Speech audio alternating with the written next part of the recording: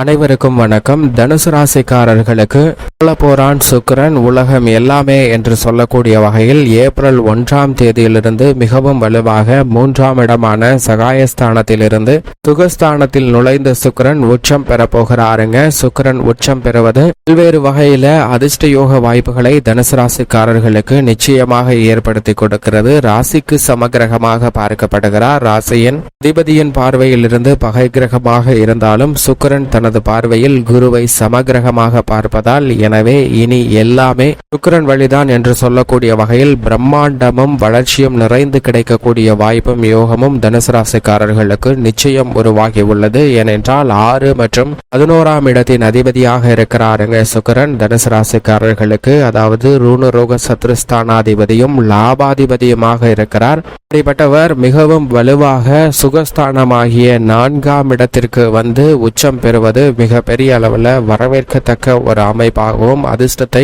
அள்ளித்தரக்கூடிய ஒரு அமைப்பாகவும் பார்க்கப்படுகிறது. ஏனென்றால் ராசியின் அதிபதியான மற்றொரு வீட்டில்தான் அவர் உச்சம் பெறுகிறார். மீன ராசியில் உச்சம் பெறுவது தனுசு ராசிக்காரர்களுடைய வாழ்வில் மிக பெரிய மாற்றத்தை ஏற்படுத்த போகிறது. அது மட்டுமல்லாது சுக்கிரனின் சப்தம பார்வை ஜீவனஸ்தானம், கர்மஸ்தானம், தொழில் ஸ்தானம் என்று சொல்லக்கூடிய 10ஆம் இடத்தை வலுப்படுத்துவதால் மிக பெரிய அளவில் தொழில் புரட்சியில் முன்னேற்றத்தை பெறுவதற்கான யோகம் நிறைந்து கிடைக்கிறது தனுசு ராசிக்காரர்களுக்கு. ஏப்ரல் மாதம் 1ஆம் தேதியிலிருந்து உச்சம் பெறுகிறாருங்க சுக்கிரன். தனது உச்ச ராசியான குருவின் ஆட்சி வீடாக இருக்கக்கூடிய மீன ராசியில் உச்சம் பெறுவதால் போரான் சுக்கிரன் உலகம் எல்லாமே என்று சொல்லக்கூடிய வகையிலும் இனி எல்லா விஷயங்களும் நிகழ்வுகளும் சுக்கிரன் வழியில்தான் பிரம்மாண்டமும் சௌகரியமும் முன்னேற்றமும் நிறைந்து கிடைக்கக்கூடிய வழியாக அமைவதற்கான வாய்ப்பு பல்வேறு விதங்கள்ல உள்ளது என்பதை தெளிவாக உறுதிப்படுத்துகிறார் சுக்கிரன். ஏனென்றால் நவகிரகங்களிலே சுகத்தை அள்ளித்தரக்கூடிய தன்னிகரற்ற கிரகமாக செயல்படுபவர் சுக்கிரன் மட்டும்தான். ஏனென்றால் மனித வாழ்வில் மிகப்பெரிய மாற்றத்தையும் தாக்கத்தையும் ஏற்படுத்தி கொடுக்கக்கூடிய சக்தி வாய்ந்தவராக பார்க்கப்படுகிறார். என்றால் மனித வாழ்வில் சுக்கிர மகாதிசை நடைபெறும் போது செல்வ செழிப்பு அபரிவிதமாக பெறுவதற்கான வாய்ப்பை உருவாக்கி கொடுப்பவர் நிச்சயமாக நவகிரகங்களிலே சுக்கிரன் மட்டும்தான். குரு கூட நேர்மையான வழியில் நிதானமாக படிப்படியாக முன்னேற்றத்தை கொடுப்பார். ஆனால் திடீரென செல்வ செழிப்பை அள்ளி கொடுக்கக்கூடிய சக்தி நிச்சயமாக சுபகிரகமாக உள்ள சுக்கிரன் கொடுப்பாருங்க. அப்படிப்பட்டவர் மிகவும் வலுவாக உச்சம் பெறுவது நிச்சயமாக அனைவருக்குமே அதிர்ஷ்டகரமான ஒரு நிகழ்வாக பார்க்கப்படுகிறது. பொதுவாக சுக்கிரன் 3, 6, 8, 12 ஆகிய இடங்களில் சற்று மந்தமான பலனை கொடுத்தாலும் கூட தற்போது உச்சம் பெற்றிருப்பதால் அனைத்து இடங்களிலும் மிக சிறப்பான வளர்ச்சியும் முன்னேற்றமும் நிறைந்து கிடைப்பதற்கான வாய்ப்பு உண்டு. அதிலும் குறிப்பாக 2, 4, 5, 7, 9 மற்றும் 11 ஆகிய இடங்கள்ல உச்சத்தை தொடக்கூடிய அளவிற்கு வளர்ச்சியை நிறைந்து கொடுக்க போகிறார் சுக்கிரன். என்றால் சுக்கிரன் அந்த இடத்தில் 4 கிரக நிலைகளுடன் இணைந்து சஞ்சரிக்க போகிறாருங்க. அவரது நட்பு கிரகமாக இருக்கக்கூடிய ராகுவுடனும் புதனுடனும் இணைகிறார். ஆனால் அதே சமயம் சுக்கிரனுக்கு பகை கிரகமாக கருதக்கூடிய சூரியனுடனும் இணைந்து ஏப்ரல் மாதம் 1ஆம் தேதியிலிருந்து மிக வலுவாக சஞ்சரிக்க போகிறார். எனவே மற்ற கிரக நிலைகளால் ஏற்படக்கூடிய தோஷங்களை விளக்குவார். அது மட்டுமல்லாது மற்ற கிரக நிலைகளால் ஏற்படக்கூடிய நன்மை மிகவும் அபரிவிதமாக மாறுவதற்கான வாய்ப்பு நிச்சயமாக உண்டு. என்றால் சுக்கிரன் ஒருவருடைய ஜாதக அமைப்பில் மிகவும் வலுவாக அமரும் போது செல்வ செழிப்பு, சிற்றின்பம், இல்லற சுகம், ஆடம்பர வாழ்க்கை, வசதி வாய்ப்பு, சௌகரியமான சூழ்நிலை, காதல் திருமணம், திருமண பாக்கியம் உள்ளிட்ட பல்வேறு விதமான மகிழ்ச்சிகரமான தருணங்கள் கிடைப்பதோடு மட்டுமல்லாது அசையும் அசையா சொத்துக்கள் வாங்குவதற்கான அதிர்ஷ்ட யோகத்தையும் கொடுக்கக்கூடியவராக இருப்பவர் நிச்சயமாக நவகிரகங்களிலே சுக்கிரன் மட்டும்தான். ஒரு கிரகத்துடன் இணைந்து சஞ்சரிக்கும் போது பல்வேறு விதமான மாறுபட்ட பலன்களை ஏற்படுத்தி கொடுக்கக்கூடிய அமைப்பும் இவரிடம் உண்டு. இதிலும் குறிப்பாக சுக்கிரன் சந்திரனுடன் இணைந்து சஞ்சரித்தால் நிச்சயமாக பண வரவு வரக்கூடிய வகையில் ஏதோ ஒரு வகையில உங்களுக்கு பொருளாதார ரீதியான வரவும் முன்னேற்றமும் நிச்சயமாக கிடைக்கும். இவைதான் சந்திரனுடன் இணையும் போது பணவரவு அதிகரிப்பது மட்டுமல்லாது அதிர்ஷ்டமும் நிறைந்து கிடைக்கும். சுக்கிரனின் பார்வையில் சந்திரன் பகை கிரகமாக இருந்தாலும் சந்திரனின் பார்வையில் சுக்கிரன் நட்பு கிரகமாக சமகிரகமாக பார்க்கப்படுகிறார். எனவேதான் பல்வேறு விதமான அதிர்ஷ்ட யோக வாய்ப்புகள் உண்டு. செவ்வாயுடன் இணையும் போது சுக்கிர மங்கள யோகத்தை அபரிவிதமாக ஏற்படுத்தி கொடுப்பார். பல்வேறு வகையான மங்களகரமான சுப நிகழ்வுகள் நடைபெறும். புதனோடு இணையும் போது புத சுக்கிர யோகமானது மிகவும் அபரிவிதமாக கிடைக்கும். எவ்வளவு பெரிய சவால் நிறைந்த பணிகளாக இருந்தாலும் அவற்றை மிக தெளிவாகவும் துல்லியமாகவும் செய்து முடிக்கக்கூடிய வாய்ப்பும் யோகமும் நிச்சயமாக கிடைக்கிறது என்பதை தெளிவாக உறுதிப்படுத்தி கொடுக்கிறாருங்க. சூரியனுடன் இணைந்திருந்தாலும் கூட இந்த தருணத்தில் பல அலைச்சல்களை குறைத்து காரிய வெற்றியை நிறைந்து கொடுக்கக்கூடிய வலுவான அமைப்பிலும் சில நேரங்களில் எதிர்பாராத மாற்றத்தை சந்தித்தாலும் கூட அவை பொருளாதார ரீதியாக மிகப்பெரிய அளவில் முன்னேற்றத்தை நிறைந்து வருவதற்கான வாய்ப்பை உருவாக்கி கொடுக்கிறார். தங்களுடைய வழி தனி வழி சுக்கிர வழி என்று சொல்லக்கூடிய வகையில் பல மாறுதல்களை இந்த தருணத்தில் ஏற்படுத்தி கொடுப்பாருங்க. உதாரணமாக ஒரு கிராமத்தில் ஒரு நபர் தன்னுடைய நிலத்தில் விவசாயம் செய்து கொண்டிருக்கிறார். அப்படி விவசாயம் செய்து கொண்டிருக்கக்கூடிய அந்த நபரின் கிராம பகுதிகளில் அதிகமாக விளையக்கூடிய பொருளாக வெங்காயம் பார்க்கப்படுகிறது. காரணமாக அந்த சுற்று வட்டாரம் முழுவதுமே வெங்காயத்தின் விளைச்சல் அமோகமாக இருக்கிறது. எனவே அவர்கள் எதிர்பார்த்த அந்த விலையானது சரியான முறையில் அவர்களுக்கு கிடைக்கவில்லை. மிகவும் குறைந்த விலையில் கொள்முதல் செய்யப்படுவதை உணர்ந்த அந்த நபர் நானே வணிகம் செய்ய போகிறேன் என்ற முடிவை எடுக்கிறார். அதன்படி சுற்று வட்டாரத்தில் விளைந்த வெங்காயங்கள் அனைத்தையும் சேகரித்து வெளிநாட்டிற்கு சென்று அவற்றை விற்கும் போது மிக பெரிய அளவில் லாபம் கிடைக்கும் என்று ஒரு உறுதியான மனநிலையுடன் வணிகத்தை மேற்கொள்வதற்கான கப்பல் பயணம் மேற்கொள்கிறாருங்க. கப்பலில் பல டன்கள் அளவு கொண்ட வெங்காயத்தை ஏற்றிக்கொண்டு அருகாமையில் உள்ள அண்டை நாடுக்கு சென்று அங்கு வணிகம் செய்ய வேண்டும் என்ற முயற்சியில் அவர் ஈடுபட்டு கொண்டிருக்கும் போது அவர் சென்று கொண்டிருந்த கப்பலானது திடீரென ஒரு பனிப்பாறையில் மோதி அங்கு அருகாமையில் இருக்கக்கூடிய ஒரு தீவில் நுழைந்து விடுகிறது. தீவில் அந்த கப்பலானது மாட்டிக்கொள்கிறது. இதை பார்த்த அந்த நபர் அந்த தீவுக்குள் இறங்கி செல்கிறார். இறங்கி சென்றால் அந்த தீவு முழுவதுமே அங்கம் ஜொலிப்பது போன்ற அங்க மலை போன்று காட்சி அளிக்கக்கூடிய ஒரு தீவாக பார்க்கப்படுகிறது.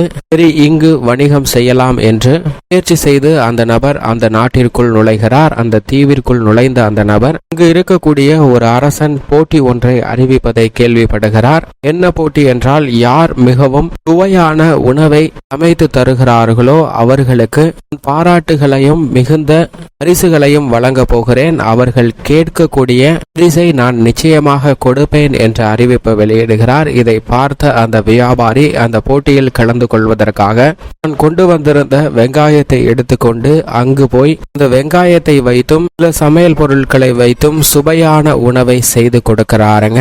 இந்த தீவில் அதுவரை அதுபோன்று சுவையான உணவை யாரும் சமைத்திருக்க மாட்டார்கள். ஏனென்றால் கடலின் நடுப்பகுதியாக இருக்கக்கூடிய அந்த தீவில் வெங்காயம் விளைவதற்கான சாத்தியமே இல்லை.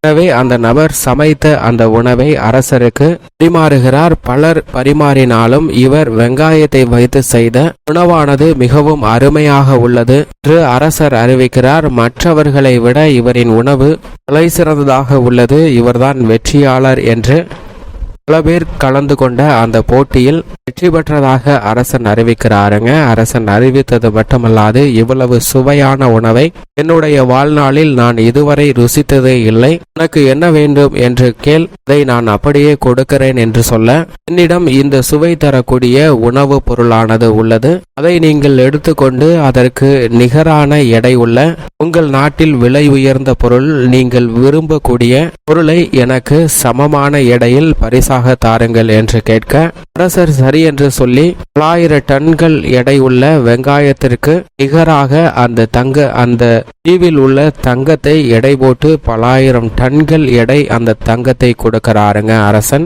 இதை பெற்றுக்கொண்ட அந்த நபர் தங்கத்தை மீண்டும் தன்னுடைய தாயகத்துக்கு திரும்பி மிக பெரிய அளவுல செல்வ செழிப்பு நிறைந்த உச்சத்தை தொட்ட செல்வந்தராக மாறுகிறார். இதுதான் சுக்கிரனின் வழி என்று சொல்லப்படுகிறது. ஆனால் அதே சமயம் இந்த செல்வந்தருக்கு எப்படி இவ்வளவு செல்வம் வந்தது என்ற விஷயத்தை மற்றொரு நபர் கேள்விப்படுகிறார். உடனே இதே போன்று நாமும் தங்கத்தை பெற வேண்டும் என்று இந்த நபர் நம்மளுடைய பகுதியில் வெங்காயத்தை எடுத்து செல்வதை விட பூண்டை எடுத்து செல்லலாம், அதன் சுவை இன்னும் அதிகமாக இருக்கும் என்று கப்பலில் நிறைய பூண்டுகளை எடுத்து அதே தீவிற்கு செல்கிறார். அங்கு சென்ற அந்த நபர் அரசருக்கு நான் ஒரு சிறப்பு விருந்தளிக்கிறேன் என்று தாமாகவே சென்று பூண்டை வைத்து சமைத்து விருந்து ஒன்று அளிக்கிறாருங்க. அந்த விருந்தை உண்ட அரசன், இந்த உணவு மிகவும் அருமையாக உள்ளது, உனக்கு என்ன பரிசு வேண்டும் என்று கேள் என்று அரசன் சொல்ல, அந்த நபர் தங்களுடைய நாட்டில் விலை உயர்ந்த பொருள், நீங்கள் எதை அதிகமாக விரும்புகிறீர்களோ அதை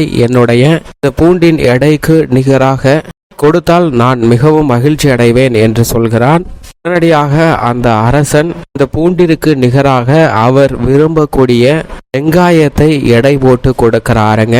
என்றால் நீங்கள் விலை மதிப்பற்ற நீங்கள் விரும்பக்கூடிய பொருளை வேண்டும் என்று அந்த நபர் கேட்கும் போது இந்த அரசனுடைய விருப்பமாக இருப்பது அந்த வெங்காயமாக தான் இருக்கிறது. எனவே பூண்டிற்கு நிகரான எடையுள்ள வெங்காயத்தை அந்த நபரிடம் கொடுத்து அனுப்புகிறாருங்க. இதனால் பூண்டு எடுத்து சென்ற அந்த நபர் மனமுடைந்து துவைந்து போகிறார். இதுபோன்றுதான் நம்மளுடைய வாழ்க்கையில் சில நேரங்கள்ல நல்ல ஒரு வாய்ப்பு கிடைத்தும் அதை தவற விட்டு விடுகிறோம். ஏனென்றால் இந்த தீவில் நிச்சயமாக தங்க மலை குவிந்து உள்ளது. அதற்கு இரண்டாவதாக எடுத்து சென்ற நபர் நேரடியாகவே சொல்லியிருக்கலாம், இந்த உணவு பொருட்களுக்கு பதிலாக தங்கத்தை எனக்கு தாருங்கள் என்று சொல்லியிருந்தால் நிச்சயமாக அவரும் மிகப்பெரிய செல்வந்தராக மாறியிருக்க முடியும். ஆனால் அரசன் விரும்பக்கூடிய பொருள் என்று சொன்னதால் இங்கு தங்கத்தை விட அரசனுக்கு வெங்காயம் விலை உயர்ந்ததாக பார்க்கப்படுகிறது. இதன் காரணமாகத்தான் இனி சுக்கிரவழி என்று சொல்லக்கூடிய வகையில் நமக்கு கிடைக்கக்கூடிய வாய்ப்புகள் அனைத்தையுமே முதல் நபர் எப்படி பரிசை சாமர்த்தியமாக பெற்றாரோ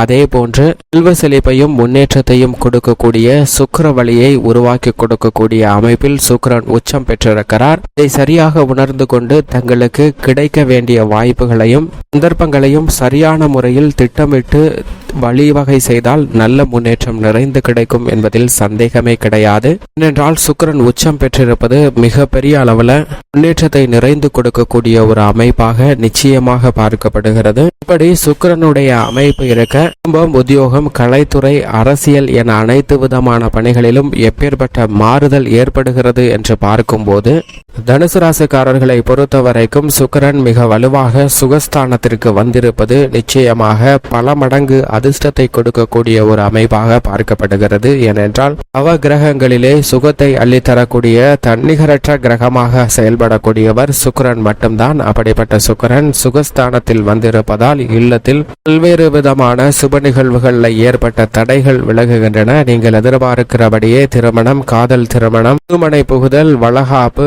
பால் காய்ச்சுதல் என பல்வேறு வகையான நல்ல பல சுப நிகழ்வுகள் மிகவும் சிறப்பாக நடைபெறுவதற்கான அதிர்ஷ்ட யோக வாய்ப்புகள் உண்டு. புத்திர பாக்கியமும் நிறைந்து கிடைக்கக்கூடிய ஒரு தருணமாக பார்க்கப்படுகிறது. பல்வேறு வகையான தடைகள் அனைத்தும் சுக்கிரன் உச்சம் பெறுவதால் தகர்த்தெறியப்படுகிறது. அர்த்தாஷ்டகஸ்தானமாகிய 4 சூரியன், ராகு மற்றும் புதன் போன்ற கிரகநிலைகளால் ஏற்படக்கூடிய பாதிப்புகளையும் நிச்சயமாக உச்சம் பெற்றிருக்கக்கூடிய சுக்கிரனுடன் இணைந்திருப்பதால் அவையும் விலகுகிறது. தொழில் ஸ்தானம் மிக வலுவுள்ளதாக பார்க்கப்படுவதால் குடும்ப வருமானம் பல மடங்கு உயர்வதற்கான வாய்ப்பும் யோகமும் கிடைக்கிறது. வீட்டிற்கு தேவையான அடிப்படையான வசதிகளை மேம்படுத்துவதோடு மட்டுமல்லாது சௌகரியமான வசதிகளையும் மேம்படுத்துவதற்கான அதிர்ஷ்டயோக வாய்ப்பு நிச்சயமாக விருச்சிக ராசிக்காரர்களுக்கு கிடைத்திருக்கிறது. எனவே ஆடம்பர விலை உயர்ந்த பொருட்களை வாங்கி மகிழ்வதற்கான யோகமும் இந்த தருணத்தில் மிகவும் அபரிவிதமாக தனுசு ராசிக்காரர்களுக்கு கிடைக்கிறது என்பதை தெளிவாக துல்லியமாக உறுதிப்படுத்துகிறாருங்க சுக்கிரன். இது மிக பெரிய அளவில் வரவேற்கத்தக்க முன்னேற்றத்தை அள்ளி கொடுக்கக்கூடிய ஒரு சிறந்த அமைப்பாக நிச்சயமாக பார்க்கப்படுகிறது. எந்த பணியை மேற்கொண்டாலும் தனுசு ராசிக்காரர்கள் அழகாகவும் நேர்த்தியாகவும் செம்மையாகவும் செய்து முடிக்கக்கூடிய அதிர்ஷ்ட யோக வாய்ப்புகள் நிச்சயமாக உச்சம் பெற்றிருக்கக்கூடிய சுக்கிரனின் அமைப்பு காரணமாக உண்டு. அகத்தோற்றம் மட்டுமல்ல, புறத்தோற்றத்திலும் இன்முகத்துடன் அனைத்து விதமான பணிகளை மேற்கொள்வதால் முகப்பொலிவுடனும் கம்பீரமான அழகு பெறுவதற்கான யோகமும் இந்த தருணத்தில் நிச்சயமாக தனுசு ராசிக்காரர்களுக்கு அபரிவிதமாக கிடைத்திருக்கிறது என்பதை தெளிவாகவும் துல்லியமாகவும் உறுதிப்படுத்துகிறார் சுக்கிரன். தொழில் ஸ்தானத்தை சப்தம பார்வையால் பல கிரகநிலைகள் வெளிப்படுத்துவதால் தடைபட்ட காரியங்கள் அனைத்துமே விலகி தொழில்துறை ரீதியாக மிகப்பெரிய அளவில் வளர்ச்சியும் முன்னேற்றமும் கிடைக்கும். பண வரவு உயரும், வருமானம் அதிகரிக்கும். மட்டுமல்லாது இந்த தருணத்தில் உறவு உறவுகளும் பலப்படக்கூடிய ஒரு தருணமாக பார்க்கப்படுகிறது. கணவன் மனைவிக்கிடையே இருக்கக்கூடிய கருத்து வேறுபாடுகள் நீங்கி ஒற்றுமை அதிகரிக்கும். மன நிம்மதி கிடைக்கக்கூடிய வகையில் இல்லத்தில் பல்வேறு வகையான நிகழ்வுகள் நடைபெறுங்க. அர்த்தாஷ்டக பாதிப்பின் காரணமாக ஆரோக்கிய தொல்லைகளை சந்தித்து வந்த சூழ்நிலையில் சுக்கிரன் அர்த்தாஷ்டகஸ்தானம் சுகஸ்தானம் என்று சொல்லக்கூடிய 4 உச்சம் பெற்றிருப்பதால் ஆரோக்கிய தொல்லைகளும் விலகும். சுறுசுறுப்பாக அனைத்து விதமான பணிகளையும் மேற்கொள்வதற்கான யோகம் உண்டு.